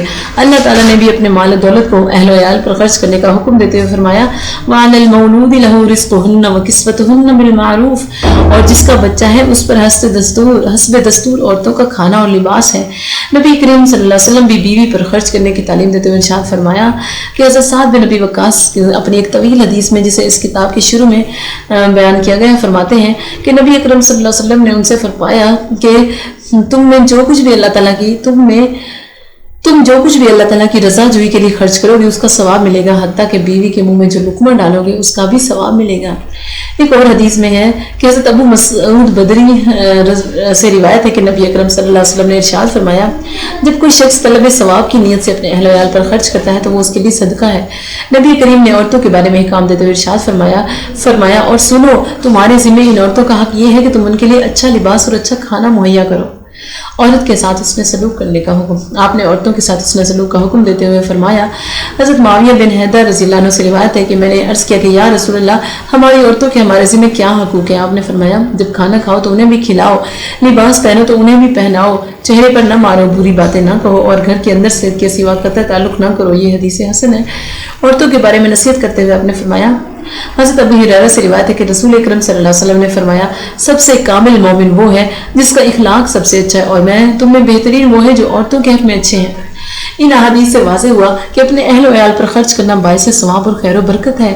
آپ سے جب صحابہ نے عورتوں کے بارے میں سوال کیا تو آپ نے انہیں یہ تعلیم دی کہ عورتوں کو اچھا کھانا، اچھا لباس اور ان سے حسن سلوک سے پیش آیا کرو۔ آپ نے عورتوں کو مارنے، خصوصاً چہرے پر مارنے سے منع فرمایا ہے۔ آپ اپنی عورتوں کے ساتھ بہترین سلوک کرنے والے کو سب سے بہتر اور اچھا آدمی قرار دیا ہے۔ چنانچہ نبی کریم صلی اللہ علیہ وسلم نے اپنی تعلیمات میں نیک عورت کو دنیا کا بہترین سامان قرار دیا ہے۔ حضرت عبداللہ بن عمرو بن عاص سے روایت ہے کہ نبی کریم صلی اللہ علیہ وسلم نے فرمایا، دنیا سامان ہے اور اس کا بہترین سامان نیک بیوی ہے۔ آپ عورتوں کے بارے میں نصیحت کرتے ہوئے ارشاد فرمایا کہ آپ صلی اللہ علیہ وسلم نے فرمایا، تم اپنی عورتوں کو اس طرح مارتے ہو جس طرح غلام کو مارا جاتا ہے، شاید اسی دن اسے جمع بھی کرنا ہو۔ غرض کہ خاتم النبیین صلی اللہ علیہ وسلم نے انسانیت کو یہ تعلیم دی ہے کہ وہ جو تمہیں اپنی بیویوں کو اپنی ماں کی جگہ کہہ بیٹھتے ہیں وہ ان کی مائیں نہیں ہیں، ان کی مائیں تو وہی ہیں جن سے وہ پیدا ہوئے ہیں، اور وہ بے شک بری اور نیری جھوٹ بات کہتے ہیں، اور بے شک اللہ ضرور معاف کرنے والا اور بخشنے والا ہے۔ جاہلیت کے عرب معاشرے میں اس رسم کو اسلام نے ختم کر دیا۔ اس بری رسم کی وجہ سے عورت ظلم و ستم کی زنجیر میں بندھی ہوئی تھی جسے اسلام نے توڑ ڈالا اور عورت کی عزت و حرمت کو قائم کر دیا۔ مرد کو عورت پر فضیلت عطا کر کے ان کی یہ ذمہ داری لگا دی کہ وہ اپنا مال عورتوں پر صرف کریں۔ مرد کو عورت پر فضیلت و برتری عطا کرتے ہوئے فرمایا، وَلِلرِّجَالِ عَلَيْهِنَّ دَرَجَةٌ، دراجہ اور مردوں کو ان عورتوں پر فضیلت حاصل ہے۔ ایک اور جگہ فرمایا الرجال قوامون علی النساء بما فضل اللہ بعضهم علی بعض وبما انفقوا من اموالهم، مرد افضل ہیں عورتوں پر اس لیے کہ اللہ نے ان کو ایک دوسرے پر فضیلت دی ہے اور اس لیے کہ مردوں نے ان پر اپنے مال خرچ کیے۔ اللہ تعالیٰ مرد کے ذمہ عورت کے اخراجات یعنی نان و نفقہ کی ذمہ داری لگا کر عورت پر فضیلت عطا کر دی ہے، لیکن ویسے حقوق مرد و عورت کے ایک دوسرے پر مساوی ہیں، جیسا کہ فرمایا وَلَهُنَّ مِثْلُ الَّذِي عَلَيْهِنَّ بِالْمَعْرُوفِ، اور ان عورتوں کا بھی حق ایسا ہے جیسا ان پر ہے شرع کے موافق۔ ان آیت سے معلوم ہوا کہ مرد و عورت کے ایک دوسرے پر حقوق ہیں، یعنی حقوق میں دونوں برابر ہیں، لیکن مرد کو اللہ تعالیٰ نے بعض باتوں میں عورتوں پر بلند درجات دیے ہیں، اور اللہ تعالیٰ نے مرد کو عورت کی دیکھ بھال، کھانا، کپڑا، رہائش اور حفاظت کا ذمہ دار ٹھہرایا ہے، اور مرد کو عورت کے ساتھ حسن سلوک کی تاکید کی گئی ہے۔ آپ نے فرمایا تم میں سے بہتر وہ ہے جس کا سلوک اپنی بیوی سے اچھا ہے، اور فرمایا تم سب میں سے میں اپنی بیویوں سے بہتر سلوک کرتا ہوں۔ عورت کی کفالت مرد کی ذمہ داری ہے۔ اسلام نے مرد کے لیے عورت کی کفالت لازمی قرار دی ہے اور عورت کو معاشی ذمہ داری کے بوجھ سے آزاد کر دیا ہے۔ عورت کو حق وراثت میں حقدار قرار دیا ہے اور حق مہر بھی دینے کا حکم دیا ہے۔ نبی کریم صلی اللہ علیہ وسلم نے اہل و عیال پر خرچ کرنے کی تلقین کی۔ حضرت ابو ہریرہ سے روایت ہے کہ رسول کریم صلی اللہ علیہ وسلم نے فرمایا ایک دینار وہ ہے جسے تو نے اللہ کی راہ میں خرچ کیا، ایک دینار غلام آزاد کرنے میں خرچ کیا، ایک دینار مسکین کو صدقہ دیا اور ایک دینار اپنے اہل و عیال پر خرچ کیا۔ ان سب میں سے زیادہ ثواب والا وہ دینار ہے جسے تو نے اپنے اہل و عیال پر خرچ کیا۔ ان حدیث سے واضح ہوا کہ انسان جو مال و دولت خرچ کرتا ہے تو سب سے زیادہ خرچ کرنے کا ثواب اسے اپنے اہل و عیال پر خرچ کرنے سے ملتا ہے۔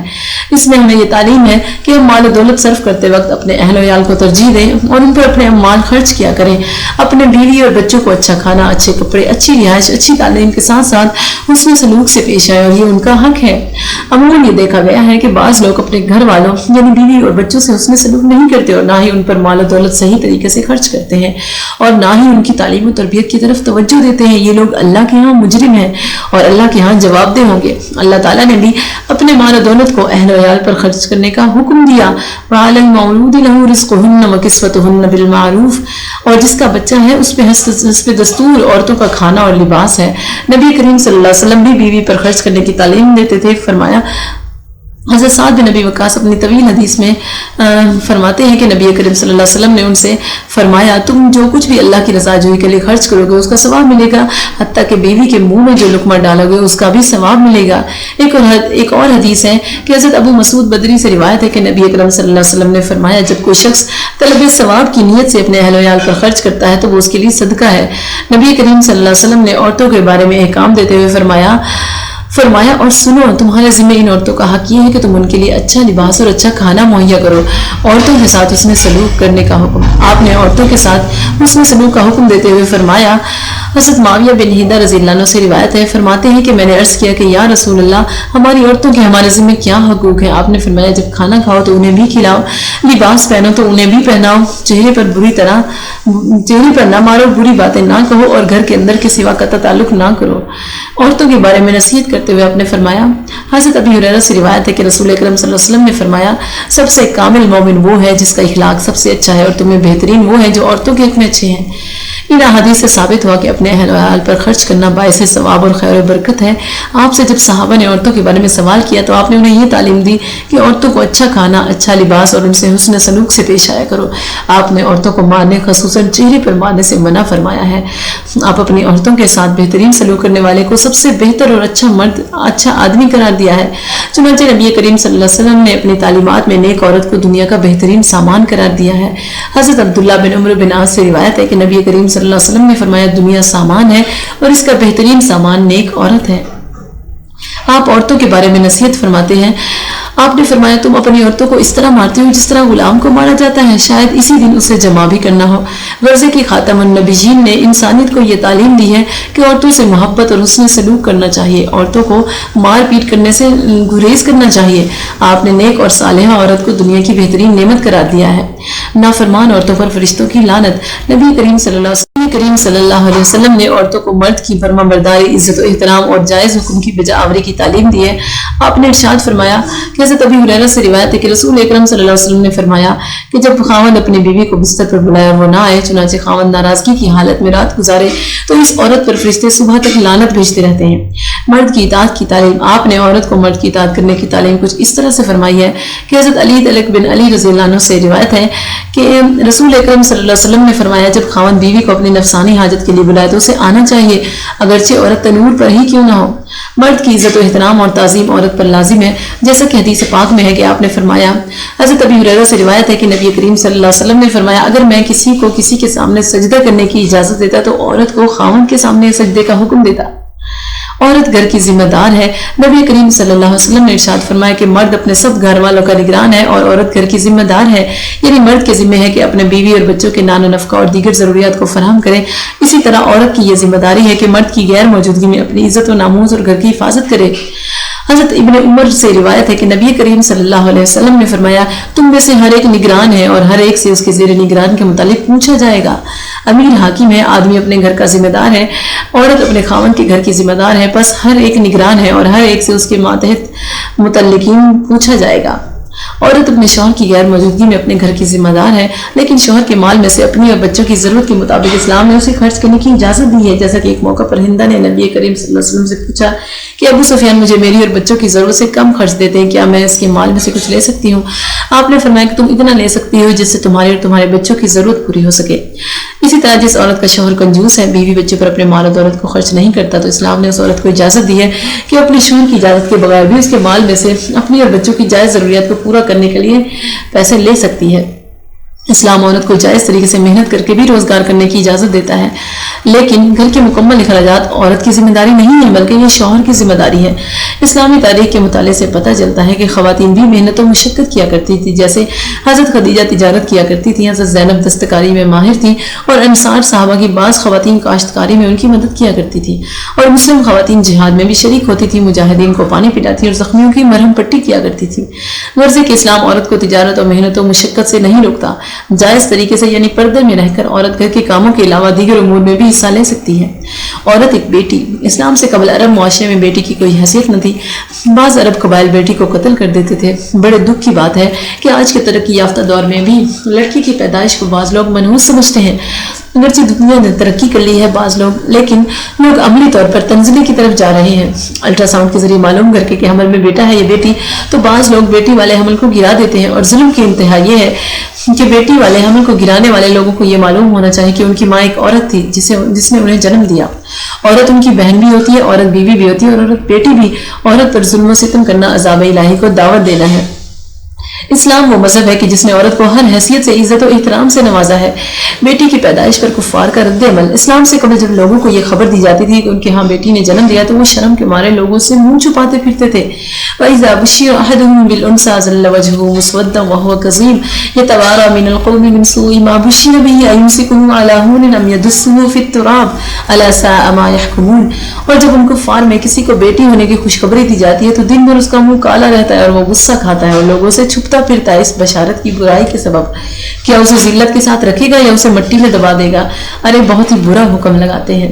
اس آیت سے معلوم ہوا کہ اسلام سے قبل عرب کے بعض قبائل بیٹی کی پیدائش کی خبر سن کر پریشان ہو جاتے تھے، اور بیٹی کا باپ یہ سوچتا رہتا کہ کس طرح بچی کو قتل کر ڈالے۔ آج کے دور میں بھی الٹرا ساؤنڈ کے ذریعے بچی والے حمل کو گرا دینا یہ سراسر قتل عمد ہے، اور قتل عمد والے قاتل شخص کی کبھی بخشش نہیں ہوگی۔ فرمایا وَمَن يَقْتُلْ مُؤْمِنًا مُتَعَمِّدًا فَجَزَاؤُهُ جَهَنَّمُ خَالِدًا فِيهَا وَغَضِبَ اللَّهُ عَلَيْهِ وَلَعَنَهُ وَأَعَدَّ لَهُ عَذَابًا عَظِيمًا۔ اور جب کوئی مسلمان کو جان بوجھ کر قتل کرے تو اس کا بدلہ جہنم ہے کہ مدتوں اس میں رہے، اور اللہ نے اس پر غضب کیا اور اس پر لعنت کی اور اس کے لیے تیار رکھا ہے بڑا عذاب۔ اس آیت سے معلوم ہوا کہ قاتل کی کبھی بخشش نہیں ہوگی، قاتل پر اللہ کی لعنت ہے اور عذاب شدید تیار ہے۔ اس سے واضح ہوا کہ حمل گرانا بھی ایک جان کا قتل ہے۔ یہ لوگ بھی اسی زمرے میں آتے ہیں اور ان کا عمل بھی کفار کے عمل کی طرح ہے، اور یہ لوگ جہنم میں کفار کے ساتھ عذاب میں مبتلا کیے جائیں گے۔ بیٹی اللہ کی رحمت ہے۔ اسلامی تعلیمات میں بیٹی کو اللہ تعالیٰ کی رحمت قرار دیا گیا ہے۔ نبی کریم صلی اللہ علیہ وسلم نے فرمایا کہ بیٹی کی پیدائش اللہ تعالیٰ کی رحمت ہے، اور آپ صلی اللہ علیہ وسلم نے بیٹی کی تربیت و تعلیم کا حکم دیا ہے، اور بیٹی کے بالغ ہونے پر نکاح کر دینے والوں کو جنت کی بشارت دی ہے۔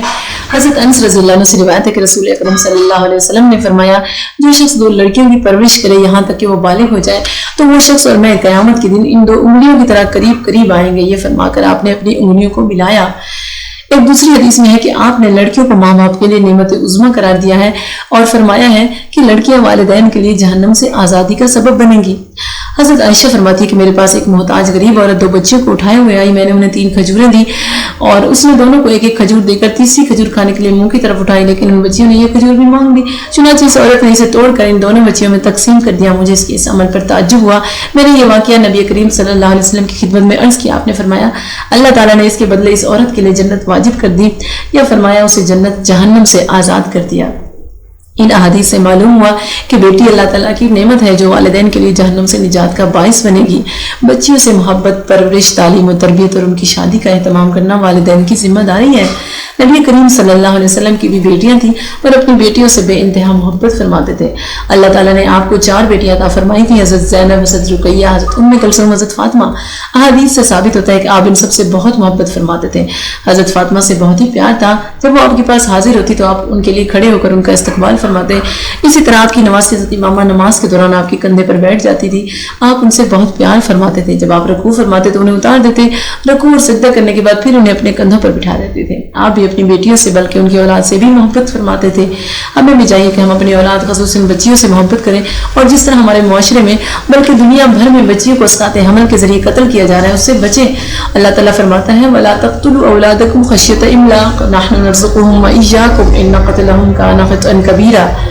اور اپنی اولاد کو قتل نہ کرو مفلسی کے ڈر سے، ہم انہیں بھی روزی دیں گے اور تمہیں بھی، بے شک ان کا قتل بڑا گناہ ہے۔ سرین نے لکھا ہے کہ زمانہ جاہلیت میں لوگ بھوک کی وجہ سے اپنی لڑکیوں کو زندہ درگور کر دیا کرتے تھے، تو اللہ تعالیٰ نے اس کی ممانعت فرما دی ہے۔ موجودہ زمانے میں جو لوگ اپنی لڑکیوں کو قتل کرتے ہیں تو انہیں بھی اس بدعمالی سے باز آ جانا چاہیے۔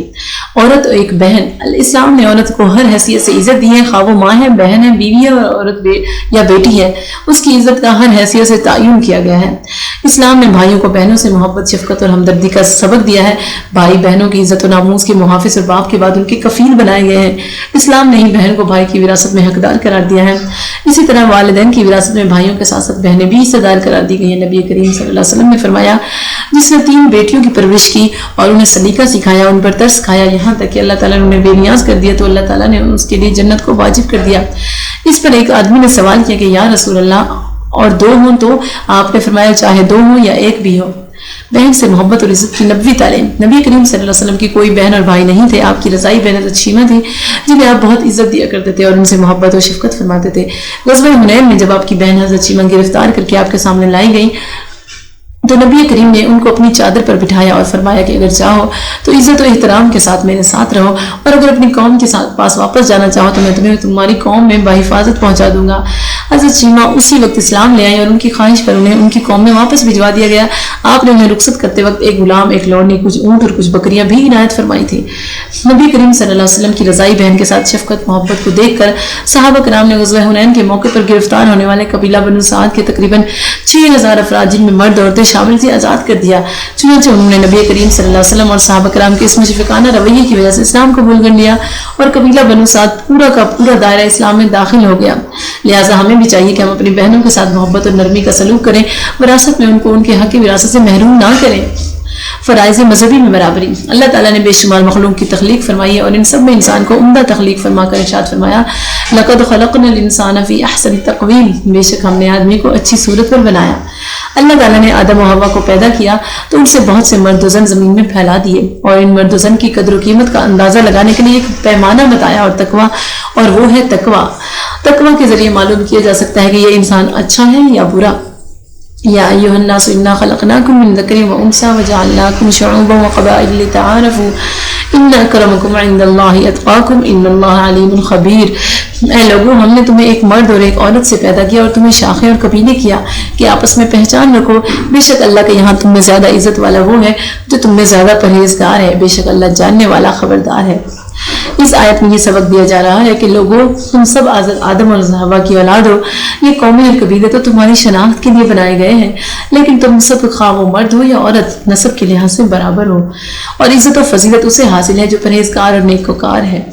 اللہ تعالیٰ نے امت محمدیہ صلی اللہ علیہ وسلم کو اس لیے امت خیر قرار دیا ہے جب امت کا کام لوگوں کو نیکی کا حکم دینا اور برائی سے روکنا ہوگا، اور اس کام میں مرد و عورت دونوں شامل ہیں۔ کنتم خیر امت اخرجت للناس تأمرون بالمعروف وتنہون عن المنکر وتؤمنون باللہ، تم بہتر ہو ان سب امتوں میں جو لوگوں میں ظاہر ہوئی، بھلائی کا حکم دیتے ہو اور برائی سے منع کرتے ہو اور اللہ پر ایمان رکھتے ہو۔ اس آیت سے معلوم ہوا کہ اسلامی تعلیمات بھی مرد و عورت دونوں کے لیے مساوی ہیں۔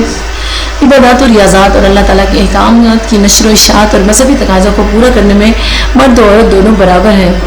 والمؤمنون والمؤمنات بعضهم أولياء بعض يأمرون بالمعروف وينهون عن المنكر ويقيمون الصلاة ويؤتون الزكاة ويطيعون الله ورسوله أولئك سيرحمهم الله إن الله عزيز حكيم۔ اور مسلمان مرد اور مسلمان عورتیں ایک دوسرے کے رفیق ہیں، بھلائی کا حکم دیں اور برائی سے منع کریں اور نماز قائم رکھیں اور زکوٰۃ دیں اور اللہ اور رسول کا حکم مانیں، یہ ہے جن پر عنقریب اللہ رحم کرے گا، بے شک اللہ غالب حکمت والا ہے۔ اس آیت سے معلوم ہوا کہ اسلام میں مذہبی فرائض میں مرد و عورت کو مساوی تعلیم دی گئی ہے، جس طرح مومن مردوں کی یہ خصوصیت بتائی گئی ہے کہ وہ لوگوں کو نیکی کا حکم دیتے ہیں اور برائی سے روکتے ہیں، یہی خصوصیت مومنات کی بھی بتائی گئی ہے کہ وہ دوسروں کو نیکی کا حکم دیتی ہیں اور برائی سے منع کرتی ہیں، اسی طرح نماز اور زکوٰۃ ادا کرتے ہیں۔ اور دونوں مومنین و مومنات کی یہ بھی خصوصیت ہے کہ وہ اللہ اور اس کے رسول کی اطاعت و فرمان برداری کرتے ہیں۔ اس سے واضح ہوا کہ مذہبی فرائض میں دونوں برابر ہیں۔ نبی کریم صلی اللہ علیہ وسلم کی خدمت میں مرد حضرات حاضر ہوتے اور بیعت کرتے، عورتوں کو یہ فکر ہوئی کہ شاید مرد حضرات عورتوں پر سبقت لے جائیں گے، تو کچھ عورتیں آپ کی خدمت میں حاضر ہوئیں اور عرض کی کہ اے اللہ کے رسول، ہمیں بھی یہ سعادت بخشیں کہ ہم بھی آپ کی خدمت میں بیٹھیں، تو آپ نے ان کے لیے ایک دن مخصوص فرما دیا۔ آپ کی عورتوں سے بیعت، اللہ تعالیٰ نے بھی عورتوں کو برابری کا حق دیا ہے۔ نبی کریم صلی اللہ علیہ وسلم نے اس بات کا حکم دیا ہے کہ جس طرح اسلامی انقلاب کی برپا کرنے اور مذہبی فرائض کی تعلیم مردوں کو دیں، تو اسی طرح آپ عورتوں کو بھی تعلیم دیں اور ان سے ان باتوں کی بیعت بھی لیں۔ یا ایھا النبی اذا جاءک المؤمنات یبایعنک علی ان لا یشرکن باللہ شیئا ولا یسرقن ولا یزنین ولا یقتلن اولادهن ولا یأتین ببہتان یفترینہ بین ایدیہن وارجلہن ولا یعصینک فی معروف فبایعہن واستغفر لہن اللہ ان اللہ غفور رحیم۔ اے نبی، جب آپ کے پاس مسلمان عورتیں آئیں تو ان سے ان باتوں پر بیعت لیں کہ اللہ کے ساتھ وہ کسی کو شریک نہ کریں اور وہ چوری نہ کریں اور وہ بدکاری نہ کریں اور اپنی اولاد کو قتل نہ کریں اور نہ وہ بہتان کی اولاد لائیں جسے اپنے ہاتھوں اور پاؤں کے درمیان گھڑ لیں، اور نیک باتوں میں آپ کی نافرمانی نہ کریں۔ آپ ان سے بیعت لیں اور ان کے لیے اللہ سے بخشش طلب کریں، بے شک اللہ بخشنے والا مہربان ہے۔ عمل صالح پر مرد عورت کو نوید۔ اللہ تعالیٰ نے عمل صالح کرنے کی مرد عورت کو برابر کی نوید سنائی اور بتایا ہے کہ مرد ہو یا عورت جو بھی عمل کرے گا، ہم ان کو ان کے عمل کے مطابق جزا و سزا دیں گے۔ فاستجاب لهم ربهم ان انی لا اضیع عمل عامل منکم من ذکر و انثی بعضکم من بعض، بس ان کی دعائیں ان کے رب نے قبول کر لیں کہ میں کسی عمل کرنے والے کے عمل کو ضائع نہیں کرتا، وہ مرد ہو یا عورت، تم ایک دوسرے سے ہو۔ قرآن کریم ایک دوسرے مقام پر اللہ تعالیٰ فرماتا ہے وَمَن يَعْمَلْ مِنَ الصَّالِحَاتِ مِن ذَكَرٍ وَأُنثَىٰ وَهُوَ مُؤْمِنٌ فَأُولَٰئِكَ يَدْخُلُونَ الْجَنَّةَ وَلَا يُظْلَمُونَ نَقِيرًا۔ اور جو کوئی نیک کام کرے، وہ مرد ہو یا عورت، اس حال میں کہ وہ مومن ہے، تو وہ جنت میں داخل ہوں گے اور ان کے ساتھ کوئی زیادتی نہیں ہوگی۔ ان آیات سے معلوم ہوتا ہے کہ کوئی بھی انسان، خواہ وہ مرد ہو یا عورت، جو بھی عمل کریں گے اس کا بدلہ پائیں گے اور کسی پر کوئی ظلم اور زیادتی نہیں ہوگی۔ عمل صالح کی وجہ سے وہ مرد ہو یا عورت اجر و ثواب پائیں گے، اس میں کسی قسم کی ان دونوں کے درمیان کوئی استثناء نہیں ہوگی۔ اسی طرح علم کے حصول میں بھی دونوں برابر ہیں۔ والدین کے لیے ضروری ہے کہ وہ جس طرح بیٹے کو تعلیم و تربیت دیں، اسی طرح بیٹی کی بھی تعلیم و تربیت کریں، اور یہ ان کا برابر کا حق ہے۔ علم ہی وہ نعمت ہے جس کے ذریعے انسان اللہ کو پہچان سکتا ہے۔ والدین کو چاہیے کہ وہ اولاد کو اچھی تعلیم و تربیت سے آراستہ کریں۔ پہلی وحی علم کے بارے میں نازل ہوئی، جس سے اسلام میں علم کی اہمیت واضح ہے، اور نبی کریم صلی اللہ علیہ وسلم نے بھی علم کی اہمیت بیان کرتے ہوئے فرمایا کہ علم جنت کے راستوں کا نشان ہے، اور اہل علم کی فضیلت کو بیان کرتے ہوئے اللہ تعالیٰ نے فرمایا قُلْ هَلْ يَسْتَوِي الَّذِينَ يَعْلَمُونَ وَالَّذِينَ لَا يَعْلَمُونَ، اے نبی فرما دیجئے کہ اہل علم اور جاہل برابر نہیں ہو سکتے۔ اسی طرح اللہ تعالیٰ نے فرمایا والذین اوتوا العلم درجات، اور وہ لوگ جن کو علم دیا گیا ہے ان کے مراتب بلند کر دیے گئے ہیں۔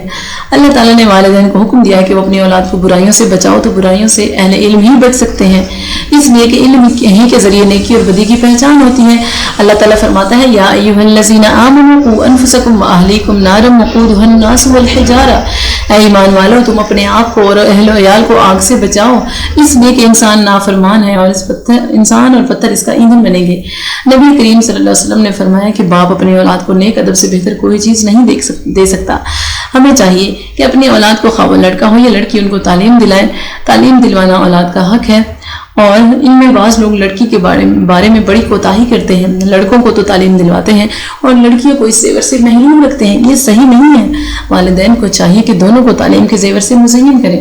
عورتوں کے لیے احکام خداوندی وما كان لمؤمن ولا مؤمنة اذا قضى الله ورسوله امرا ان يكون لهم الخيرة من امرهم ومن يعص الله ورسوله فقد ضل ضلالا مبينا، کسی مومن مرد اور کسی مومن عورت کو یہ حق نہیں ہے کہ جب اللہ اور اس کا رسول کسی معاملے کا فیصلہ کر دیں تو پھر اسے اپنی انہیں اس معاملے میں خود فیصلہ کرنے کا اختیار حاصل رہے، اور جو کوئی اللہ اور اس کے رسول کی نافرمانی کرے تو وہ صریح گمراہ ہو گیا۔ یہ آیت حضرت زینب کے نکاح کا سلسلے میں نازل ہوئی تھی۔ حضرت ابن عباس مجاہد کا دادا اکرمہ اور مقاتل بن حیان کہتے ہیں کہ یہ آیت اس وقت نازل ہوئی تھی جب نبی کریم صلی اللہ علیہ وسلم نے حضرت زید کے لیے حضرت زینب کے ساتھ نکاح کا پیغام دیا تھا، اور حضرت زینب اور ان کے رشتہ داروں نے اسے نامنظور کر دیا تھا۔ ابن عباس کی روایت ہے کہ جب نبی کریم نے یہ پیغام دیا تو حضرت زینب نے کہا کہ میں اس سے نسب میں بہتر ہوں۔ ابن سعد کا بیان ہے کہ انہوں نے جواب میں یہ بھی کہا تھا کہ میں اسے اس لیے پسند نہیں کرتی کہ میں قریش کی شریف ذاتی ہوں۔ اس طرح اس کا اظہار نارضامندی ان کے بھائی عبداللہ بن جہش نے بھی کیا تھا، اس لیے کہ حضرت زید نبی کریم صلی اللہ علیہ وسلم کے آزاد کردہ غلام تھے، اور حضرت زینب نبی کریم صلی اللہ علیہ وسلم کی پھوپھی ذات تھی جو امیمہ بنت عبد المطلب تھی کی صاحبزادی تھی، اور ان لوگوں کو یہ بات سخت ناگوار تھی کہ اتنے اونچے گھرانے کی لڑکی، اور وہ بھی کوئی غیر نہیں بلکہ نبی کریم صلی اللہ علیہ وسلم کی پھوپھی ذات بہن ہے، اور اس کا پیغام آپ اپنے آزاد کردہ غلام کے لیے دے رہی ہیں۔ اس پر یہ آیت نازل ہوئی، اور اسے سنتے ہی حضرت زینب اور ان کے سب خاندان والوں نے بلا تعمل سر اطاعت خم کر دیا۔ اس کے بعد نبی کریم نے نکاح پڑھایا، اور آپ نے حضرت زید کی طرف سے 10 دینار اور 60 درہم مہر ادا کیا، کپڑے اور کچھ سامان خوراک گھر کی خرچ کے لیے بھی بھجوایا۔ اس آیت سے معلوم ہوا کہ اللہ اور اس کے رسول کی اطاعت و فرمانبرداری ہر مسلمان مرد و عورت کے لیے ضروری ہے۔ اللہ اور اس کے رسول کے حکم کے بعد مومنین کو چاہیے کہ وہ اس کے سامنے سر تسلیم خم کر دیں اور اپنے تمام اختیارات اللہ اور اس کے رسول کے فرمان کے تابع کر دیں۔ مسلم عورت، اللہ تعالیٰ نے نیک اور صالح مسلمان عورتوں کے بارے میں سورہ احزاب میں ذکر فرمایا ہے، اور انہیں ان کی فرمانبرداری اور عمل صالح کی وجہ سے مغفرت اور بخشش کی خوشخبری دی ہے۔ ان المسلمین والمسلمات والمؤمنین والمؤمنات والقانتین والقانتات والصادقین والصادقات والصابرین والصابرات والخاشعین والخاشعات والمتصدقین والمتصدقات والصائمین والصائمات والحافظین فروجهم والحافظات والذاکرین اللہ کثیرا والذاکرات اعد اللہ لهم مغفرۃ واجرا عظیما۔ بے شک مسلمان مرد اور مسلمان عورتیں اور ایمان والے مرد اور ایمان والی عورتیں اور فرما بردار مرد اور فرما بردار عورتیں اور سچے مرد اور سچی عورتیں اور صابر مرد اور صابر عورتیں اور خشوع کرنے والے مرد اور خشوع کرنے والی عورتیں اور خیرات کرنے والے مرد اور خیرات کرنے والی عورتیں اور روزے رکھنے والے مرد اور روزے رکھنے والی عورتیں اور اپنے محفوظ مقام کی حفاظت کرنے والے مرد اور حفاظت کرنے والی عورتیں اور اللہ کو بہت یاد کرنے والے مرد اور یاد کرنے والی عورتیں، ان سب کے لیے اللہ تعالیٰ نے مغفرت اور اجر عظیم تیار کر رکھا ہے۔ یہ صفات جس مرد عورت میں پائی جائیں گی وہ اللہ کے یہاں اجر و ثواب میں برابر کے شریک ہوں گے۔ اس آیت میں مسلمان عورت کی صفات کا تفصیلی ذکر موجود ہے۔ اب جن عورتوں نے اسلام کو اپنے لیے ضابطہ حیات بنایا اور اللہ تعالیٰ کے احکام کی پیروی میں اپنی زندگی بسر کی تو ان کے لیے اللہ تعالیٰ کے ہاں بے حد اجر و ثواب ہے۔ اسلام نے ہی عورت کو عزت و حرمت عطا کی اور اسے پردے کرنے کا حکم دیا تاکہ شیطانی خیالات و نظریات رکھنے والے انسانوں کی نظر بد سے وہ محفوظ رہے اور معاشرہ پر امن رہے۔ نبی کریم صلی اللہ علیہ وسلم کی بدنی زندگی میں پردہ کے احکامات نازل ہوئے۔ ان احکامات کے نزول کا سبب یہ ہوا کہ منافقین مسلمان عورتوں کو ایذا اور تکالیف نہ پہنچائیں۔ اللہ تعالیٰ نے مومنات کو حکم دیا کہ وہ چادر سے سر ڈھانپ کر اور منہ چھپا کر اپنی وضع کا ممتاز کر دیں تاکہ منافقین کی شرارتوں سے اپنے آپ کو بچا لیں۔ انوار القرآن میں ہے کہ منافق مومن عورتوں کو ایذا دیتے اور راستہ چلتے تنگ کرتے۔ ان حالات میں حضرت عمر متعدد مرتبہ نبی کریم صلی اللہ علیہ وسلم کی خدمت میں عرض کر چکے تھے کہ اہل ایمان عورتوں کو ضرورت کی گھر سے نکلنا پڑے تو پردے میں نکلنا چاہیے تاکہ پہچان رہے، اور یہ پردہ دار خواتین اہل ایمان میں سے ہیں۔ اللہ تعالیٰ نے نبی کریم صلی اللہ علیہ وسلم پر یہ حکم نازل کیا اور آپ کو مخاطب فرما کر آپ کی ازواج مطہرات بیٹیوں اور اہل ایمان کی عورتوں کے لیے پردہ کرنے کا حکم فرمایا۔ یا ایھا النبی قل لازواجک وبناتک ونساء المؤمنین یدنین علیہن من جلابیبہن ذلک ادنی ان یعرفن فلا یؤذین وکان اللہ غفورا رحیما۔ اے نبی کریم اپنی بیویوں اور صاحبزادیوں اور مسلمانوں کی عورتوں سے فرما دو کہ اپنی چادر کا ایک حصہ اپنے منہ پر ڈالے رہیں، اس سے نزدیک تر ہے کہ ان کی پہچان ہو تو ستائی نہ جائے، اور اللہ بخشنے والا مہربان ہے۔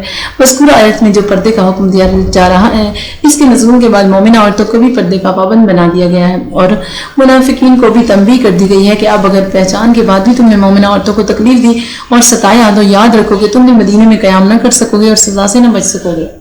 ارشاد خداوندی ہوا لئن لم ينتهي المنافقون والذين في قلوبهم مرض والمرجفون في المدينة بهم ثم لا يجاورونك فيها إلا قليلا ملعونين أينما ثقفوا أخذوا وقتلوا تقتيلا۔ اگر باز نہ آئے منافقین وہ لوگ جن کے دلوں میں بیماری ہے اور مدینہ میں جھوٹ اڑانے والے تو ضرور ہم تمہیں ان پر شہ دیں گے، پھر وہ مدینہ میں تمہارے پاس نہ رہیں گے مگر تھوڑا پھٹکائے ہوئے، جہاں کہیں ملے پکڑے جائیں اور گن گن کر قتل کیے جائیں۔ اللہ تعالیٰ نے منافقین کو سخت تنبیہ کی ہے اور بتایا کہ یہ لوگ مومنہ عورتوں کو سکھانے اور تکلیف پہنچانے سے باز آ جائیں، اور فرمایا کہ مومنہ عورتوں کو سر راہ چھیڑنے اور تنگ کرنے کی سزا لعنت اور پھٹکار ہے۔ اب اگر ہم غور کریں تو موجودہ زمانے میں بھی عورتوں سے پردہ نہ کرنے کی غلطی کی وجہ سے معاشرے کے شریر لوگ انہیں تنگ کرتے ہیں اور یہ جرم عام ہوتا جا رہا ہے۔ ہمیں چاہیے کہ ہم اپنی ماں، بہنوں اور بیویوں کو پردہ کرنے کی تلقین کریں تاکہ معاشرے کا ماحول اچھا اور صاف ستھرا رہے۔ اس آیت سے یہ بھی معلوم ہوا کہ معاشرے میں فساد اور بگاڑ پیدا کرنے والے منافق لوگ ہوتے ہیں، یہ کسی صورت میں نہیں چاہتے کہ معاشرہ پرامن رہے اور لوگ امن اور سکون کی زندگی گزار کر سکھ کا سانس لے سکیں۔ اس آیت سے یہ بھی معلوم ہوا کہ مسلمان خواتین پردے میں رہ کر معاشرے میں عزت و عظمت حاصل کر کے پرسکون زندگی گزار سکتی ہیں۔